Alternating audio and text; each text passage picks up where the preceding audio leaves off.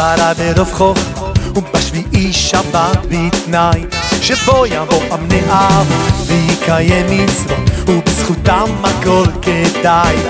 קרוב לשנת 2000 נפקעו שמיים, עם הנבחר קיבל תורה, העניק לנו כדוניה הארץ הקדושה כבראשית המחשבה.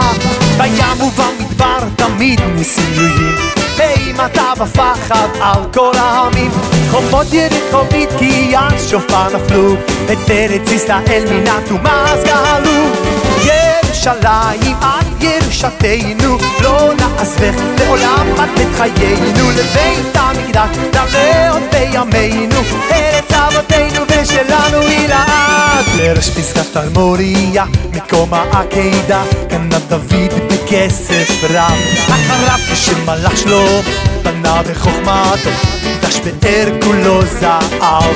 הגיעו כל מלכי עולם שכבו כולם לקלל יום גדול נורא, בעבודת הכהן שירת הלווים קיבלו עם בני שכינה, אך מפני חטאינו ופריקת העול גלינו מארצנו, איך הריבו את הכל.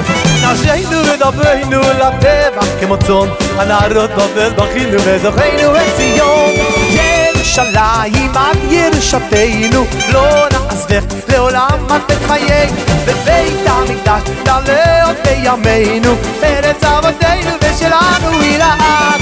ירושלים את ירושתנו, לא נעזבך לעולם את בית חיינו, לבית המקדש נעלה עוד בימינו, ארץ אבותינו ושלנו היא לעד. ומאז אלפי שנה תקופות של משברים, א' פועם אינו מבין, צרות קשות ממש נורא, מיליונים בשואה ובכל לבות ליבי מאמין. מאמין שעוד יבוא היום, עוד יישמע פתאום כל השופר ממרחקים, יקומו לתחיית עולם גם האבות כולם ישובו בזמרת בנים. משמיים בית מקדש ירד בנוי באש, עם ישראל מעולם לא יתייאש, יום שהוא כולו שבת לעול מעט, ביום ההוא יהיה השם אחד ושמו אחד. ירושלים את ירושתנו, לא נעזבך לעולם את בית חיינו,